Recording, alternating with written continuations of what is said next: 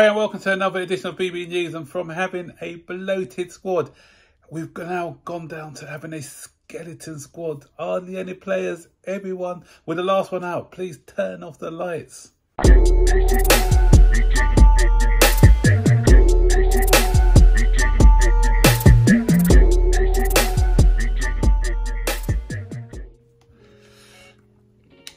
They're deserting us like flies, guys. All the players are going.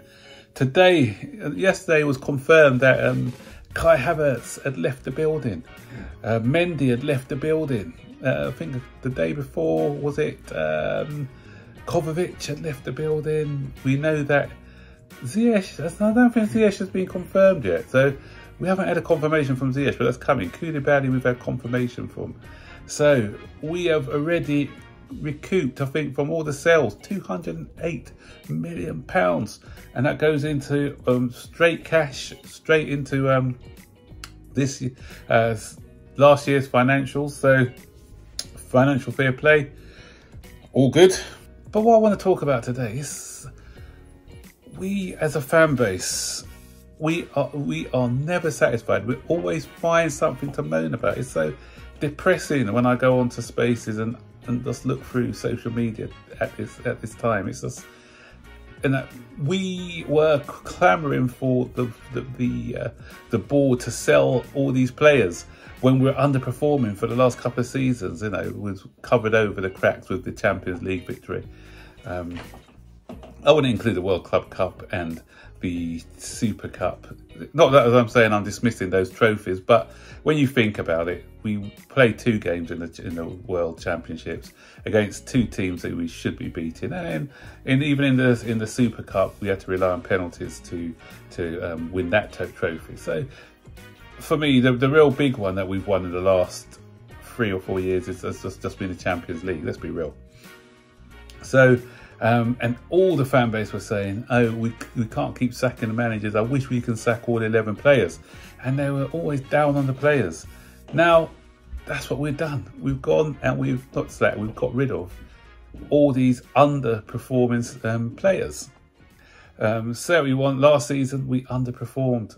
The season before, okay, as I said, I mentioned the World Club Cup before, but in the league and in other competitions, we didn't do as well, and we haven't challenged for the league for a good 5 or 6 seasons. So the gutting of the squad was needed, and it's whenever you do something like that, a major surgery, it's not going to be pretty.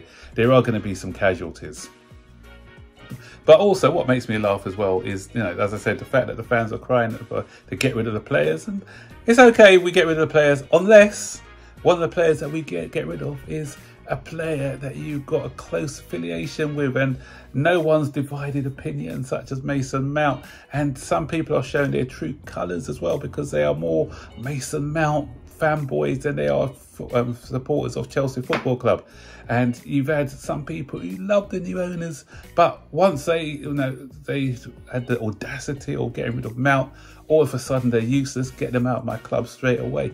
And so you also have some sheep as well, some people who just follow the bandwagon because it's good to be controversial at times.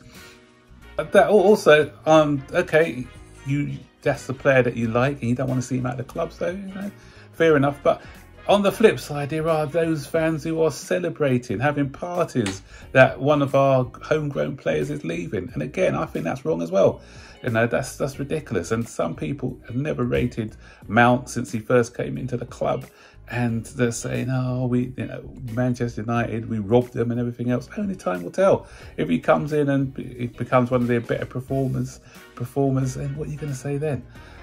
I've always said with Mason Mount is that I think he's a decent player, and that's all, a decent player. I've never been one who's just like thought he was a superstar and our best player, and I've never been one who said he's rubbish neither. He's just a decent pro. So good, as I say, good luck to him. Good luck in his career. I don't want him to do well at Manchester United because they're a rival, so I don't want him to do well there. But I don't wish him bad, as I've mentioned before. He's gone now. There's a new era, so let's concentrate on the players who are here and the players that are coming in as well. the other thing I want to touch on about talking about our fan base is some fans, and it's not only fan base, it's the people who watch these content creators, because a lot of these content creators out there, all they do is they are out for the controversy, and they are just attacking the club all the time, and that's what people want. People want people because they're not even saying nothing of substance, but all they're doing is shouting down the place and cursing and screaming all the time, and but that gets views, and I'm not gonna go down that road just for views, because that's not my style. But that's what this fan base craves for now. They just crave for controversy all the time. They look for controversy all the time, and everything has to have a conspiracy theory behind it or a reason. Everything is blown out of proportion.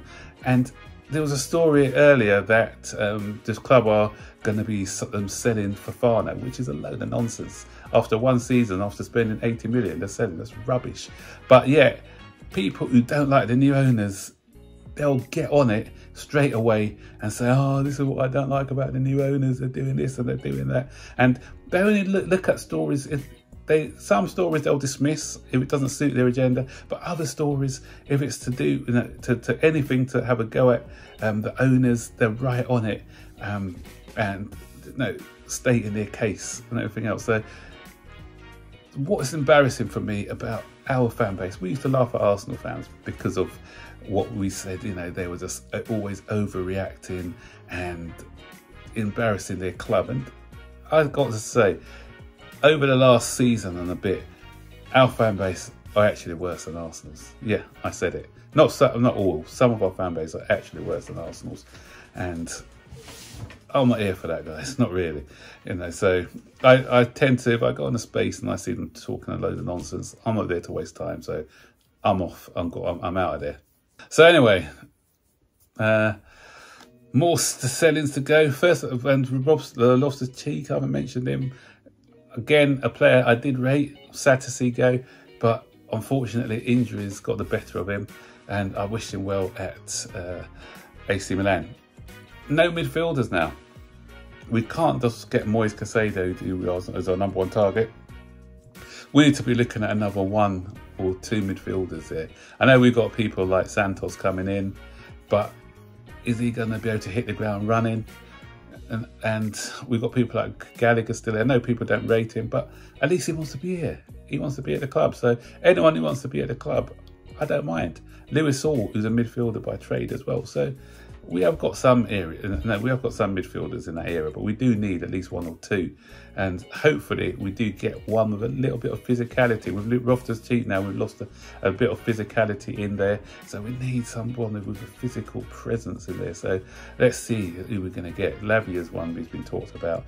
So we'll see if that's the case. So guys, what do you think about all the transfers? It's been another busy day at Chelsea. What do you think about the Mason Mount situation, the Kai Havertz situation, the Ruben Loftus-Cheek situation, all the other guys who've gone?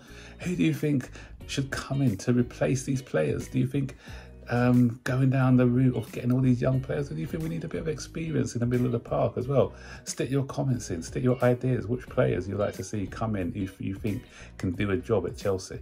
So end of the video, guys, and I'll see you guys on the next one. So don't forget, guys, to like, subscribe, turn on the post notification to be notified every time I make a new video. So take care. Bye-bye.